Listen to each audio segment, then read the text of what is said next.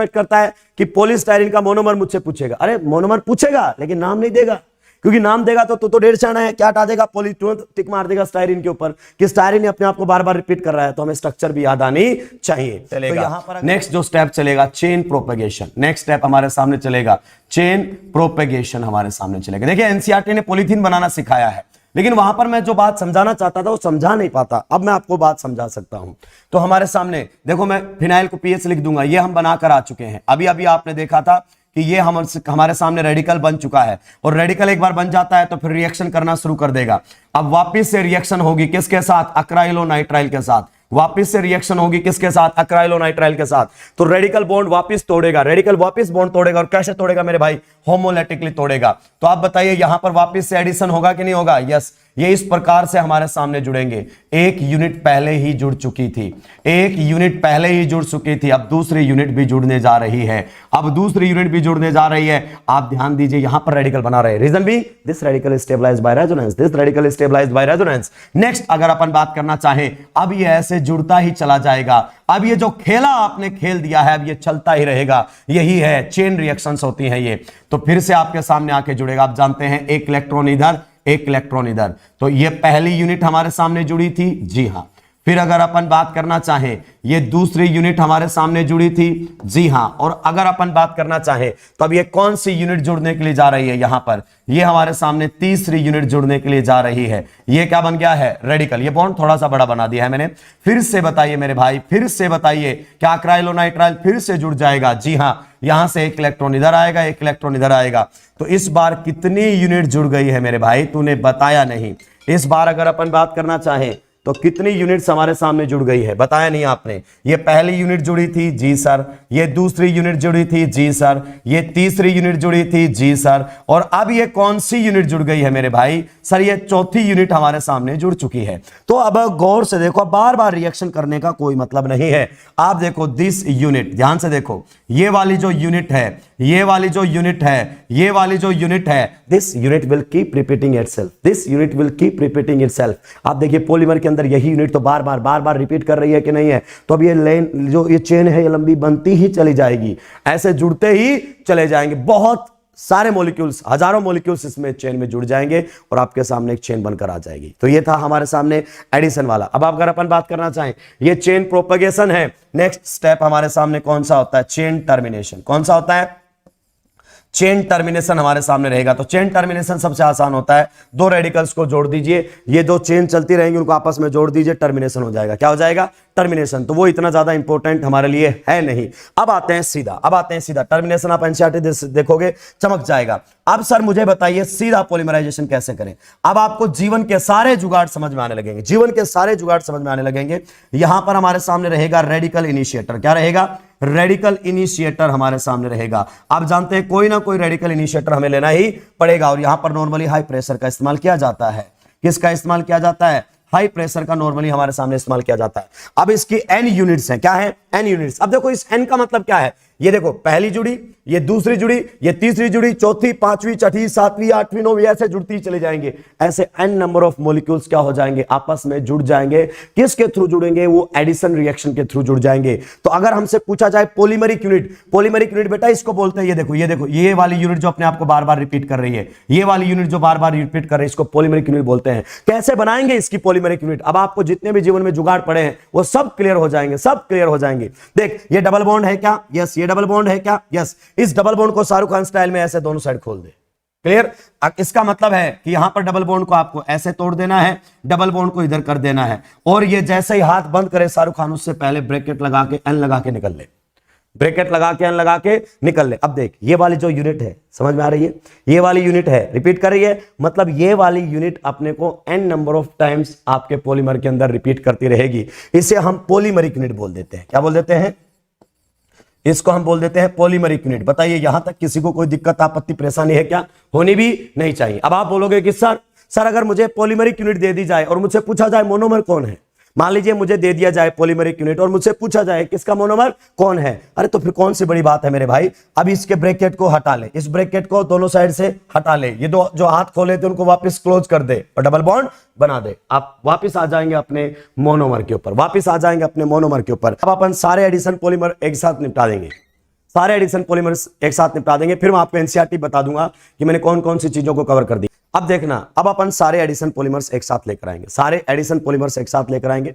एक side polymer रहेगा, एक साइड मोनोमर रहेगा, दूसरी साइड उनकी पॉलीमरिक यूनिट रहेगी। क्लियर? अगर एडिशन पॉलीमर्स हैं तो मैक्सिमम वो रेडिकल इनिशिएटर की प्रेजेंस में करवाए जाएंगे, मैक्सिमम रेडिकल इनिशिएटर की प्रेजेंस में वो करवाए जाएंगे। चलिए आगे बढ़ते हैं, अब अपन बात करेंगे। देखिए इधर अगर मैं बात करना चाहूं तो मैं इधर लिखूंगा पॉलीमर, क्या लिखूंगा? पॉलीमर। यहां पर हम क्या लिखेंगे? मोनोमर। क्या लिखेंगे? मोनोमर। क्लियर? और इधर अगर अपन बात करना चाहें तो पॉलीमरिक यूनिट लिखेंगे।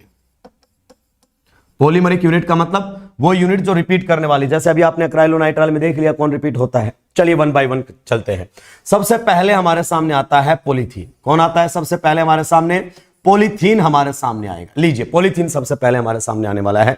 बताइए, पॉलीथीन नाम में ही छुपा हुआ है, ये पॉलीमर है। पॉलीथीन, पॉलीवर्ड आता इथीन, तो बताइए मोनोमर इसका कौन रहने वाला है? इथीन। नाम के अंदर ही छुपा हुआ है इथीन, तो ये हमारे सामने रहेगा इथीन, और ये कुछ इस प्रकार से रहेगा CH2 CH2। क्लियर? अब बताइए इसकी पॉलीमरिक यूनिट कैसे दिखाई देगी मेरे भाई? आधा पाई बॉन्ड इधर, आधा पाई बॉन्ड इधर, और क्या लगा दे? ब्रैकेट। ये लीजिए, तो इस प्रकार से आधा पाई बॉन्ड इधर खोला, आधा इधर खोला, ब्रैकेट लगा दिया। अगर ये पॉलीमरिक यूनिट दिया है, ब्रैकेट हटा दे, डबल बॉन्ड वापस बना दे, you will be back to the monomer. Clear है? चलिए नेक्स्ट अगर अपन बात करना चाहें तो हमारे सामने आएगा पॉलीप्रोपीन। कौन आने वाला है? पॉलीप्रोपीन। अब इन सब को इथीन के डेरिवेटिव बना बना कर लिखूंगा। क्लियर? तो बताइए मोनोमर कौन होगा? जाहिर सी बात है प्रोपीन होगा। जाहिर सी बात है कौन होगा? प्रोपीन होगा। तो बताइए प्रोपीन को कैसे लिखना है भाई? इस प्रकार से इथीन का डेरिवेटिव बनाकर जो आपका CH3 है वो यहां पर आ जाएगा Z की फॉर्म में। Z की फॉर्म में आ गया, फिर ठीक है सर। बताइए इसकी पॉलीमरिक यूनिट कैसे दिखाई देगी? पाई बॉन्ड को सर आधा उधर, पाई बॉन्ड को सर आधा इधर, और इस प्रकार से क्या लगा देंगे? इस प्रकार से क्या लगा देंगे? ब्रैकेट, और लगा देंगे N। ये हमारे सामने पॉलीमरिक यूनिट दिखाई देने वाली है। चलिए आगे चलते हैं नंबर 3 पर। अब हमारे सामने आने वाला है पॉलीअक्राइलोनाइट्राइल। पॉलीअक्राइलोनाइट्राइल हमारे सामने आने वाला है।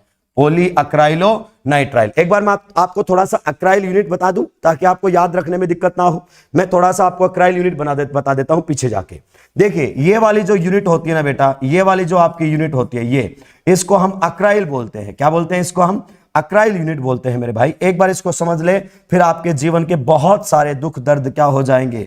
दूर हो जाएंगे। ये अक्राइल यूनिट है। यहां पर कोई कार्बन कंटेनिंग फंक्शनल ग्रुप होना चाहिए। क्या होना चाहिए? कार्बन कंटेनिंग फंक्शनल ग्रुप होना चाहिए। ये कार्बन कार्बन डबल बॉन्ड, उससे नेक्स्ट कार्बन, अगर यहां पर कोई कार्बन कंटेनिंग फंक्शनल ग्रुप आ जाएगा तो वो अक्राइल वर्ड लग जाएगा। जैसे अगर मैंने यहां पर एसिड बना दिया तो इसको क्या बोलेंगे? इसको हम बोलेंगे एक्राइलिक एसिड। क्या बोलेंगे? Acrylic acid. नेक्स्ट अगर मान लीजिए सर यहां पर एसिड ना बनाकर आपने क्या बना दिया होता? एल्डिहाइड, तो इसको क्या बोलेंगे? एक्राइल एल्डिहाइड। क्लियर? मान लीजिए सर ये ना बनाकर आपने क्या बना दिया होता? यहां पर कार्बन होना चाहिए उस फंक्शनल ग्रुप में मेरे भाई, ऐसे काम नहीं चलेगा। तो यहां पर मैंने क्या बना दिया होता? CN, तो इसी को क्या बोल देते हैं? अक्राइलोनाइट्राइल। क्या बोलते हैं? कॉमन इंग में ओ नाइट्राइल, तो अक्राइलोनाइट्राइल। क्या ये बात क्लियर हुई? चलिए अब आगे आ जाता हूं भाई। नेक्स्ट अगर अपन बात करना चाहें तो ये हमारे सामने है पॉलीअक्राइलोनाइट्राइल। इन शॉर्ट इसको क्या बोल दिया जाता है? पैन। क्या बोल दिया जाता है? PAN, पैन के नाम से भी जाना जाता है। आप बताइए अगर आपको ये वर्ड याद है अक्राइलोनाइट्राइल, तो पोली को हटा दो। किसको हटा दो? पोली को। तो इसका जो मोनोमर हमारे सामने रहने वाला है, इसका जो मोनोमर हमारे सामने रहेगा, कौन सा रहेगा? अक्राइलोनाइट्राइल। ये रहेगा, ये देखो अक्राइलो क्या रहेगा? नाइट्राइल। तो बेटा जी कई बार ना नाम नहीं स्ट्रक्चर दे देता है, क्योंकि बच्चे को पता है पोली हटा दे अक्राइलोनाइट्राइल बन जाएगा मोनोमर। तो अक्राइलोनाइट्राइल के हमें स्ट्रक्चर भी पता होना चाहिए। 2 कार्बन और यहां पर कौन आना चाहिए? CN। तो मैंने CN को नीचे लिख दिया, यही तो पढ़ा था हमने, इसी से तो मैकेनिज्म को समझा था। तो यहां पर जब आपके सामने पॉलीमरिक यूनिट बनकर आएगी, यहीं पर जब आपके सामने पॉलीमरिक यूनिट बनकर आएगी, तो यहां पर आप इस प्रकार से N लगा दीजिए। क्या लगा दीजिए? N। ये हमारे सामने बन जाएगा पॉलीमरिक यूनिट। चलिए आगे बढ़ते हैं भाइयों, आगे बढ़ते हैं। नेक्स्ट हमारे सामने आने वाला है पॉलीस्टाइरीन। कौन आने वाला है?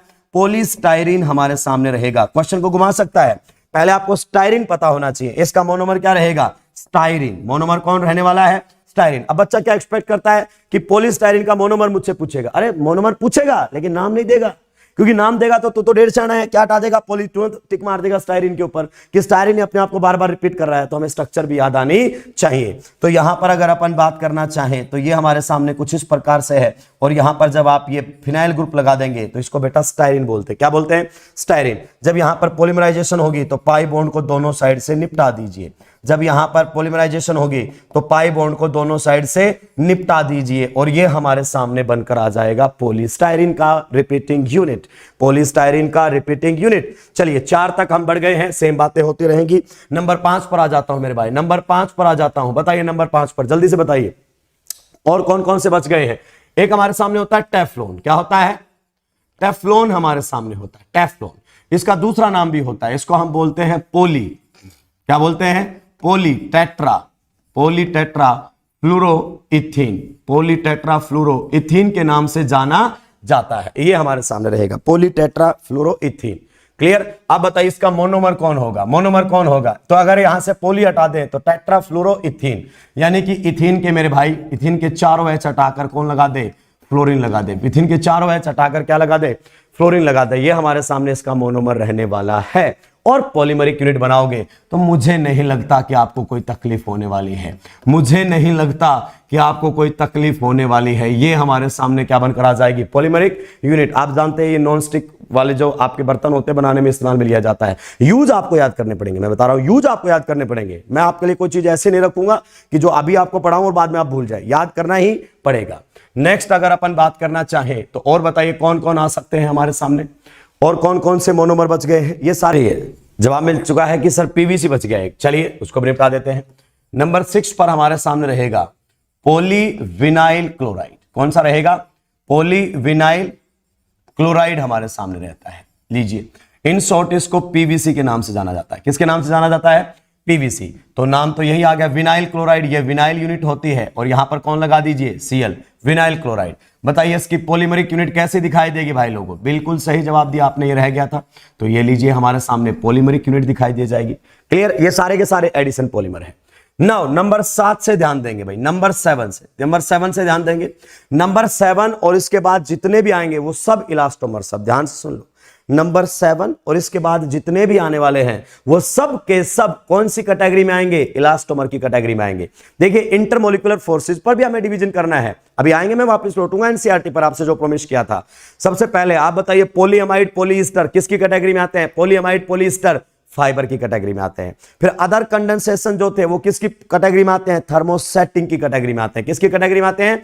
थर्मोसेटिंग की कैटेगरी में आते हैं। और अब जितने भी आपके सामने 7 और उससे ऑनवर्ड जो आने वाले हैं वो सब इलास्टोमर्स की कैटेगरी में आएंगे। एक बात ध्यान से सुन ले, अगर मोनोमर में 1,3-ब्यूटाडाइन दिखाई दे जाए, मोनोमर के अंदर 1,3-ब्यूटाडाइन दिखाई दे जाए तो समझ ले वो रबर है, इलास्टोमर है। या तो वो आपका नेचुरल रबर होगा या फिर वो आपका सिंथेटिक रबर होगा। क्लियर? वो रबर मिलेगा, इलास्टोमर का एग्जांपल मिलेगा। तो सबसे पहले हमारे सामने आता है पॉली। ध्यान से सुनना, ये हमारे सामने रहेगा पॉली 1,3 ब्यूटाडाइन। पॉली 1,3 ब्यूटाडाइन हमारे सामने रहेगा। बताइए इसका मोनोमर क्या होना चाहिए? सर सिंपल है, पॉली को हटा दीजिए तो इसका मोनोमर हमारे सामने रहेगा 1,3 ब्यूटाडाइन। सीधा स्ट्रक्चर बना दूं? यस, ये हमारे सामने रहेगा, इसको हम बोलेंगे 1,3 ब्यूटाडाइन। ये हमारे सामने रहेगा 1,3 ब्यूटा, अगर अपन बात करना चाहें ब्यूटाडाइन, 1,3 ब्यूटाडाइन। क्लियर? अब इसमें पॉलीमरिक यूनिट ध्यान से सुन, टेंशन लेने की जरूरत नहीं है। आप बताइए, आपको बनाना सिखाता हूं। यहां पर वो रेडिकल इनिशिएटर आएगा। यस, ये हमारे सामने क्या है? 1,3 ब्यूटाडाइन। रटना नहीं है मेरे भाई, रटना नहीं है, इसीलिए मैं यूट्यूब के ऊपर आया हूं थोड़ा समय निकालकर। ये इधर जाके जुड़ेगा। यस, ये जुड़ेगा तो यहां क्या कौन बनेगा? रेडिकल बनेगा। फिर यहां पर ये इधर क्या करेगा? रेजोनेंस। तो फिर रेडिकल कहां बनेगा? यहां बनेगा कि नहीं बनेगा? दैट्स इट, परेशान होने की जरूरत नहीं है। तो अगर अपन इसकी पॉलीमरिक यूनिट देखना चाहें तो ये पाई बॉन्ड जो है आधा उधर खोल दीजिए।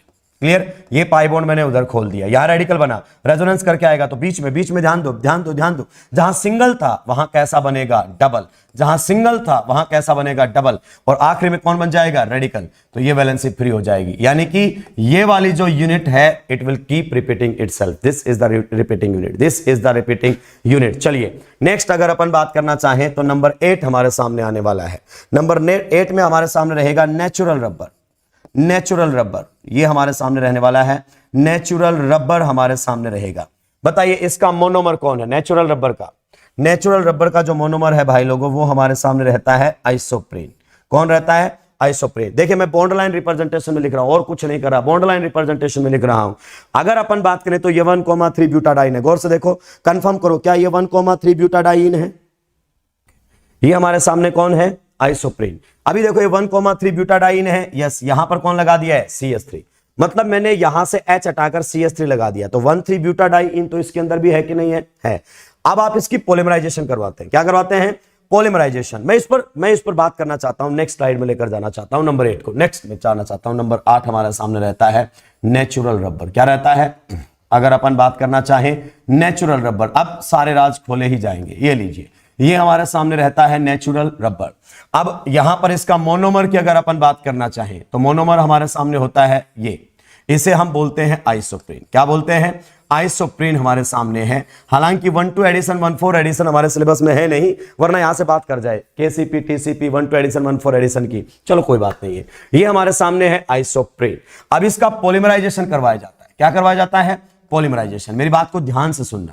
अगर ये पॉलीमराइजेशन आपकी किसकी प्रेजेंस में करवाते हैं? रेडिकल इनिशिएटर की प्रेजेंस में करवाते हैं। किसकी प्रेजेंस में करवाते हैं? रेडिकल इनिशिएटर की प्रेजेंस में करवाते हैं। तो आप बताइए, रेडिकल इनिशिएटर आपने डाल दिया तो फ्री रेडिकल पॉलीमराइजेशन से जाएगा। किससे जाएगा? फ्री रेडिकल पॉलीमराइजेशन से जाएगा। तो इसमें भी वही है, देखो आधा पाई बॉन्ड इधर, आधा पाई बॉन्ड उधर हमारे सामने खुलेगा।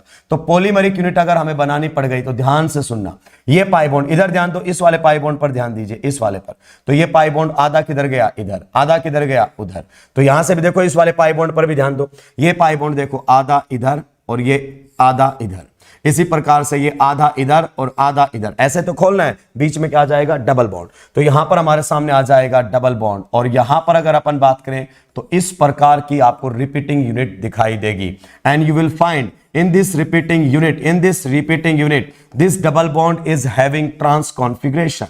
this double bond is having trans configuration। ये किसके अंदर मौजूद है? ट्रांस कॉन्फ़िगरेशन के अंदर मौजूद है। मेरे भाई ध्यान से सुनना। मैं जानता हूं ज्यादा एक्साइटेड मत होना बेटा, अभी आऊंगा लौट कर। या फिर आप ये कह सकते हो कि इसमें डबल बॉन्ड की ई कॉन्फ़िगरेशन है। इसमें डबल बॉन्ड की कौन सी कॉन्फ़िगरेशन है? ई कॉन्फ़िगरेशन होती है मेरे भाई। क्या ये बात आपको समझ में आई? ठीक है। अगर आप इसी को ही किसकी प्रेजेंस में करवाते हैं? जिगलर नाटा कैटालिस्ट। ये आया मेरे भाई, जिगलर नाटा कैटालिस्ट की प्रेजेंस में अगर आप करवाते हैं तो एक बार मुझे जिगलर नाटा कैटालिस्ट याद दिला दीजिए। जिगलर नाटा कैटालिस्ट होता है ट्राई इथाइल एल्यूमिनियम टेट्राक्लोराइड। ये हमारे सामने जिगलर नाटा कैटालिस्ट, जिनको हम रट के परेशान हो गए थे, ये आ जाता है। अगर आप इसको जिगलर नाटा कैटालिस्ट की प्रेजेंस में पॉलीमराइजेशन करवाते हैं तो उस केस के अंदर ये जो आपका डबल बॉन्ड रहने वाला है मेरे भाई, जो बीच में डबल बॉन्ड रहने वाला है, ये कौन से कॉन्फ़िगरेशन में रहेगा? ये जो डबल बॉन्ड आपका बीच में बनेगा ये रहने वाला है सिस कॉन्फ़िगरेशन में। कौन सा रहने वाला है? सिस कॉन्फ़िगरेशन में हमारे सामने रहेगा। ये रहेगा सिस कॉन्फ़िगरेशन। कौन सा रहेगा? सिस कॉन्फ़िगरेशन, या आप जेड कॉन्फ़िगरेशन भी बोल सकते हैं। EZ आपने पढ़ा होगा। सिस कॉन्फ़िगरेशन बोल सकते हैं, जेड कॉन्फ़िगरेशन बोल सकते हैं। तो जब आप इसका फ्री रेडिकल पॉलीमराइजेशन करवाते हो तो ये जो पॉलीमर बनता है ना, इसको हम बोलते हैं गुट्टा पर्चा। क्या बोलते हैं बेटा? गुट्टा पर्चा। इसके पीछे, नाम के पीछे भी लॉजिक है, लेकिन हमें उस पर जाना नहीं है। तो गुट्टा पर्चा ये हमारे सामने बनता है।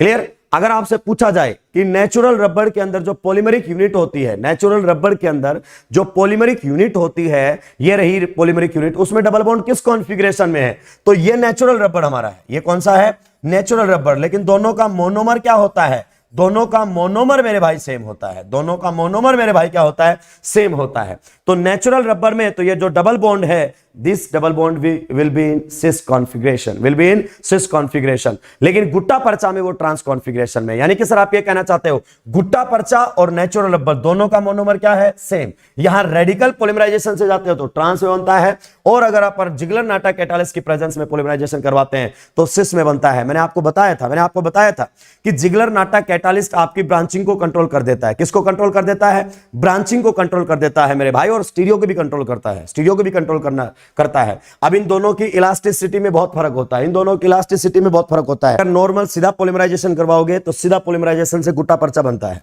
और जिगलर नाटा कैटालिस्ट की प्रेजेंस में पॉलीमराइजेशन करवाओगे तो कौन सा बनता है हमारे सामने? Natural rubber. क्लियर? चलिए, बहुत बढ़िया। आगे बढ़ते हैं। नेक्स्ट अगर अपन बात करना चाहें तो कहां तक पहुंच गए, नंबर 8। अब हमारे सामने आता है नंबर 9।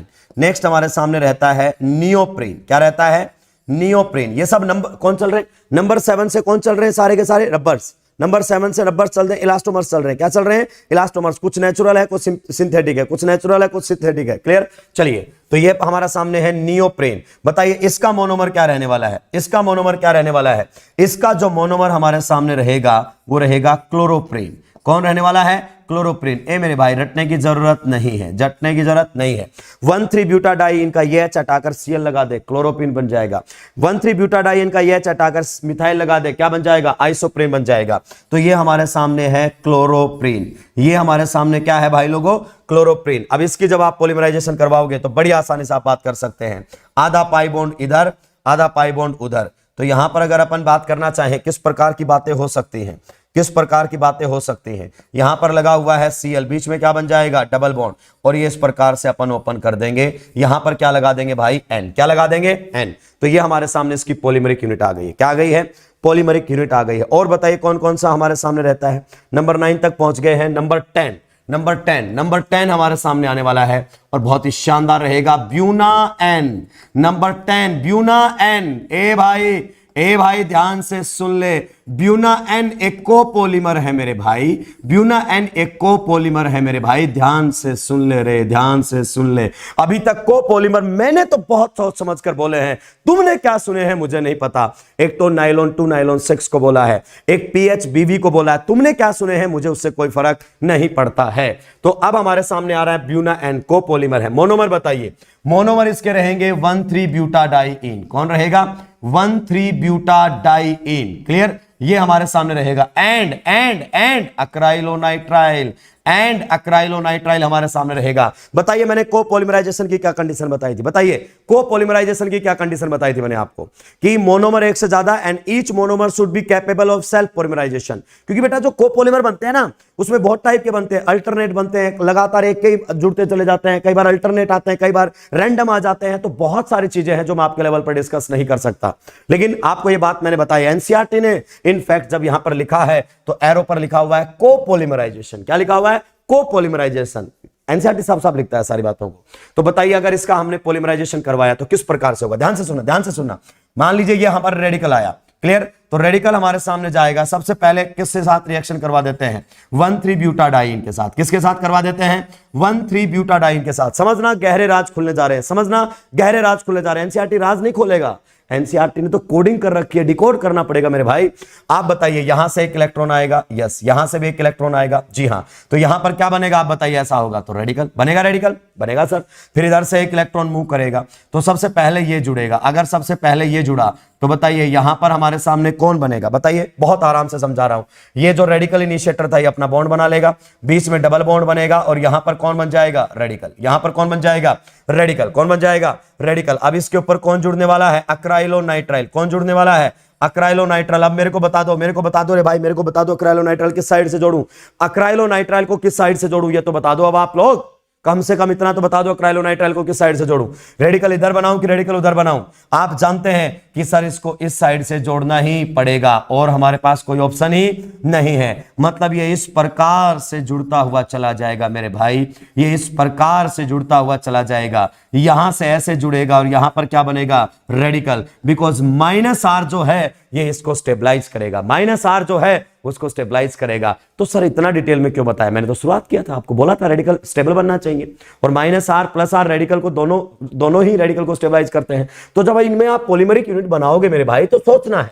बताइए इस पाई बॉन्ड को आधा इधर, इस पाई बॉन्ड को आधा इधर, इस पाई बॉन्ड को आधा इधर, तो यहां तो बनेगा डबल बॉन्ड, फिर आधा इधर। अब इधर से किस साइड से जोड़ूं, इसको कार्बन की साइड से जोड़ूं जहां CS2 है, या जहां CN जुड़ा हुआ उस साइड से जोड़ूं। अब आप जानते हैं इस साइड से जोड़ना पड़ेगा इसको, आधा इधर और हमारे सामने क्या बनेगा, आधा इधर। क्लियर। तो जब इसकी पॉलीमरिक यूनिट बनाई जाएगी मेरे भाई, ध्यान से सुन ले, जब इसकी पॉलीमरिक यूनिट बनाई जाएगी मेरे भाई तो ध्यान से सुन ले रे, ध्यान से सुन ले। यहां पर ये रहेगा एंड ये रहेगा रिपीटिंग यूनिट, ये रहेगा रिपीटिंग यूनिट। आप इस CN पर ध्यान दीजिए, CN पर ध्यान दीजिए। अरे मेरे भाई ध्यान से सुन ले रे, ये ऐसा भी हो सकता था ये ऐसा भी हो सकता था, लेकिन ऐसा एनसीईआरटी ने नहीं लिखा है, ऐसा एनसीईआरटी ने नहीं लिखा है। ये ऐसा भी हो सकता था, लेकिन ये नहीं लिखा है ब्यूनाइन के बारे में। कंफर्म कर दो एक बार एनसीईआरटी से, प्लीज कंफर्म कर दीजिए। क्या ये शानदार बात आप लोगों तक पहुंच पाई?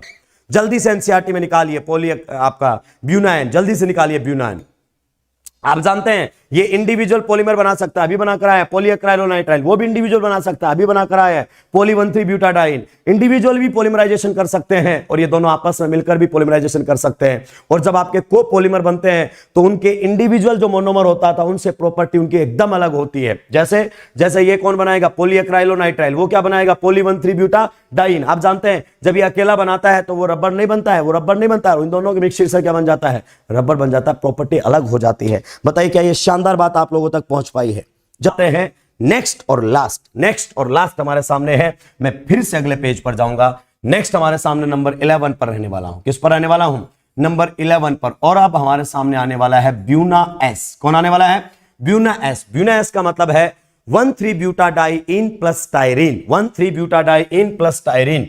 देखिए अगर अपन बात करना चाहें मोनोमर बता दीजिए सबसे पहले। 1,3 ब्यूटाडाइन, 1,3 ब्यूटाडाइन हमारे सामने रहेगा। एंड अगर अपन बात करना चाहें तो और हमारे सामने क्या रहने वाला है मेरे भाई? नेक्स्ट हमारे सामने रहने वाला है स्टाइरीन। क्या रहने वाला है? स्टाइरीन हमारे सामने रहने वाला है। क्लियर? अब अगर अपन बात करें इसकी पॉलीमरिक यूनिट बताओ। पॉलीमरिक यूनिट अब देखो इसमें तो सबसे पहले क्लियर है, इसकी पॉलीमरिक यूनिट बनाएंगे आधा पाई बॉन्ड इधर, फिर यहां पर बीच में डबल बॉन्ड, आधा पाई बॉन्ड उधर। अब इधर डिसीजन लेना है। ए भाई इधर डिसीजन ले, इस साइड से जोड़ेगा कि उस साइड से जोड़ेगा? अब डिसाइड करके बताएंगे मेरे को। सभी का रिप्लाई यहां पर ये इस साइड से जुड़ेगा, क्योंकि इस साइड से जुड़ेगा मेरे भाई तभी तो यहां रेडिकल बनेगा। कुछ याद आया? जुड़ेगा तभी तो रेडिकल बनेगा, and that radical will be resonance stabilised. यहां मिस्टेक हो गई है, यहां एनसीईआरटी से मिस्टेक हो गई है। ये इसकी रिपीटिंग यूनिट है, यहां एनसीईआरटी से मिस्टेक हो गई है, ये इसकी रिपीटिंग यूनिट है। पॉलीएक्राइलोनाइट्राइल तो सही लिखा है एनसीईआरटी ने, बट यहां इसकी मिस्टेक हो गई है। एनसीईआरटी ने जो लिखा है मैं बता देता हूं, एनसीईआरटी ने जो लिखा है वो मैं आपको बता देता हूं। और हो सकता है आपने भी ऐसा पढ़ा हो, आपने भी ऐसा पढ़ा हो कि ये इसकी पॉलीमरिक यूनिट है।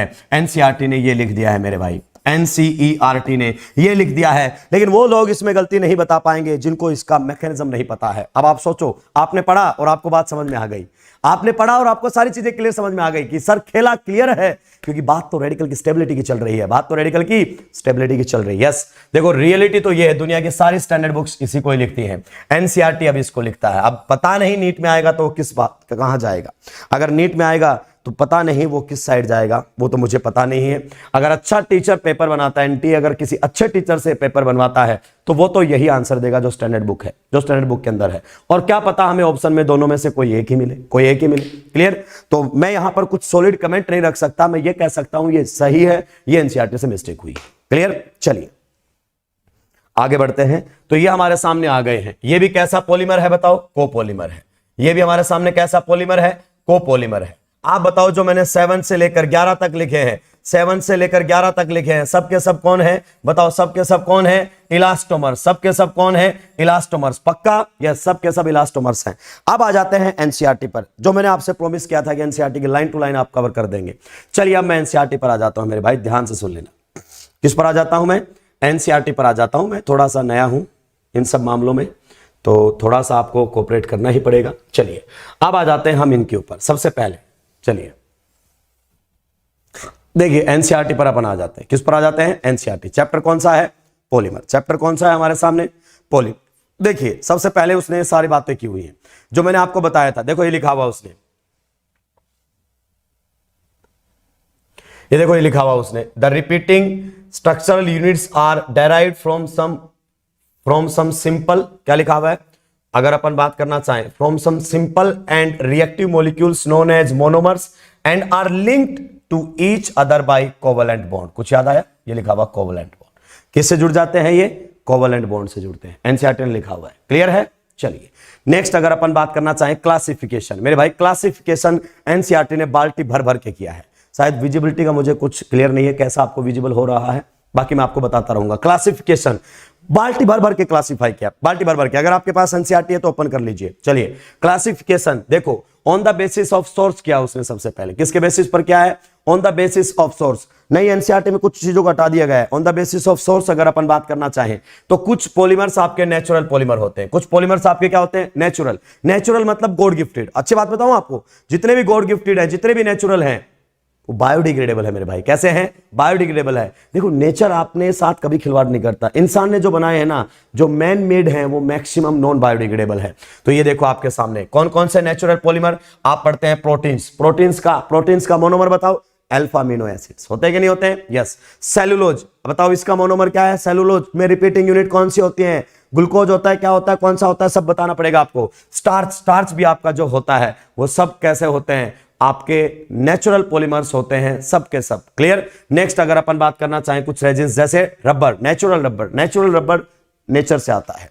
यहां पर अगर अपन बात करें, दूसरा हमारे सामने है सिंथेटिक। कैसे आते हैं, sorry, semi synthetic. Semi synthetic का मतलब जो गॉड गिफ्टेड है उसमें हमने कुछ लेबोरेटरी से मिक्स कर दिया है, यानी कि कुछ केमिस्ट ने उनको साथ कुछ उसमें मॉडिफिकेशन कर दिया। जैसे आप देखो यहां पर अगर आप अपन देखेंगे तो सेलुलोज एक नेचुरल पॉलीमर है, लेकिन सेलुलोज एसीटेट आपका कैसा है, मैन मेड है। सेलुलोज में जब आप एसीटेट मिला देंगे तो सेलुलोज एसीटेट बन जाएगा। और ये बनाया कैसे जाता है, जब एसिटिक एनहाइड्राइड के साथ रिएक्शन करवाओगे तो जितने OH होते हैं ना सेलुलोज के अंदर, वो सारे के सारे एसिटाइल ग्रुप से रिप्लेस हो जाते हैं। मेरे नोट्स में दिखाई देगा। तो ये हो गया सेलुलोज नाइट्रेट हो गया, यानी कि जो आपके नेचुरल थे उसमें लेबोरेटरी से आपने एसीटेट या नाइट्रेट मिला दिया है। या फिर अगर अपन बात करना चाहें, और हमारे सामने क्या दिया हुआ है, आपका जो सिंथेटिक वल्कनाइज्ड रबर है वो भी हो जाता है, क्योंकि नेचुरल रबर में जब आप सल्फर मिला देते हैं तो वल्कनाइजेशन कहलाता है। नेक्स्ट आता है सिंथेटिक पॉलीमर। सिंथेटिक पॉलीमर्स मतलब totally which are prepared in laboratory by chemist, which are totally prepared by chemist in laboratory. वो होते हैं आपके कैसे, सिंथेटिक। जैसे मैक्सिमम जो है वो सिंथेटिक, आपके मैक्सिमम क्या है, सिंथेटिक। चलिए नेक्स्ट अगर अपन बात करना चाहें तो देखिए दिया हुआ हमारे सामने टाइप ऑफ पॉलीमराइजेशन रिएक्शन। मैंने शुरुआत यहीं से की थी, type of polymerisation reaction. Free radical polymerisation मेरे भाई, फ्री रेडिकल पॉलीमराइजेशन, या इसी को चेन ग्रोथ पॉलीमराइजेशन पढ़ाते हैं, बोलते हैं। देखो ये सब अभी पढ़ाया कि नहीं पढ़ाया। इसने क्या लिया हुआ, इथीन। मैंने क्या लिया था, अक्राइलोनाइट्राइल। एग्जैक्टली मैंने इसको बिल्कुल वही काम किया है, बस चेन टर्मिनेशन स्टेप छोड़ दिया है। ये देखो नेक्स्ट अगर अपन बात करना चाहें, ये देखो ये जो एनसीईआरटी ने लिखा है, ये हमारे सामने कौन बना रखा है, ब्यूना एस। यहां पर पीएच एनसीईआरटी ने इधर जोड़ा हुआ है, एनसीईआरटी ने पीएच इधर जोड़ा हुआ है। अब तेरे को समझ में आ जाएगा। क्लियर। नेक्स्ट अगर अपन बात करना चाहें, कुछ सिंपल एडिशन पॉलीमर की बात की है। नेक्स्ट हमारे सामने कुछ एडिशन पॉलीमर्स, जैसे लो डेंसिटी पॉलीथीन। एक बात सुनो ध्यान से, लो डेंसिटी पॉलीथीन जो है वो आपके रेडिकल मैकेनिज्म से जाता है, फ्री रेडिकल एडिशन रिएक्शन से जाता है। और रेडिकल मैकेनिज्म जब होगा ना तो आप ब्रांचिंग को कंट्रोल नहीं कर सकते, ब्रांचिंग होगी। तो देखो ये सब लिखा हुआ उसने, अगर आप देख पा रहे हो, ये हमारे सामने लिखा हुआ है, it is obtained by polymerisation of ethene under high pressure. Pressure भी हाई रहता है, टेम्परेचर भी हाई रहता है, ब्रांचिंग भी।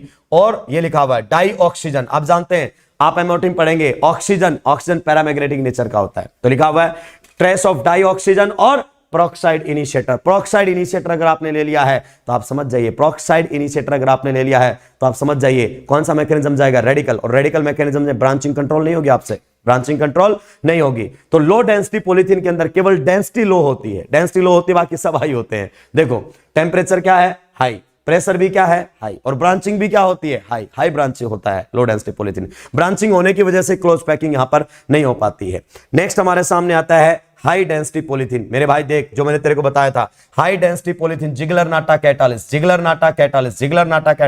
टेम्परेचर क्या है, कम, प्रेशर क्या है, कम। देखो टेम्परेचर क्या है, कम, प्रेशर क्या है, कम। तो हाई डेंसिटी पॉलीथीन जिगलर नाटा कैटालिस की प्रेजेंस में बनाई जाती है, और यहां पर कोई रेडिकल नहीं बनता है, मेरे भाई। कोऑर्डिनेशन वाला पॉलीमराइजेशन यहां पर होता है। तो हाई डेंसिटी पॉलीथीन में ब्रांचिंग क्या होती है, लो होती है, टेम्परेचर भी लो रहता है relative to low density polythene के मैन्युफैक्चर में, प्रेशर भी लो रहता है, और यहां पर ऐसी रहती है, कोई ब्रांचिंग नहीं होती है। ब्रांचिंग ना होने से क्लोज पैकिंग होगी और डेंसिटी हाई आ जाएगी, और इसकी फिजिकल प्रॉपर्टी में भी सुधार आएगा। टफ एंड कैसा बन जाता है, ये हार्ड बन जाता है। ये तो आपको एनसीईआरटी देखना ही पड़ेगा। फिर ये देखो टेफ्लॉन बता दिया था, ये देखो पॉलीएक्राइलोनाइट्राइल ये भी बता दिया था। अब देखो ये आपके सामने दिया हुआ है, इसमें पूछ रहा है इज ए होमोपॉलीमर और कोपॉलीमर। क्वेश्चन देखिए इन टेक्स्ट एग्जांपल 15.1। तो आप जानते हैं यहां पर आप डबल बॉन्ड को वापस बना लीजिए तो क्या बनकर आ जाएगा हमारे सामने, स्टायरीन। एक ही मोनोमर निकल कर आए, खत्म हो गई कहानी।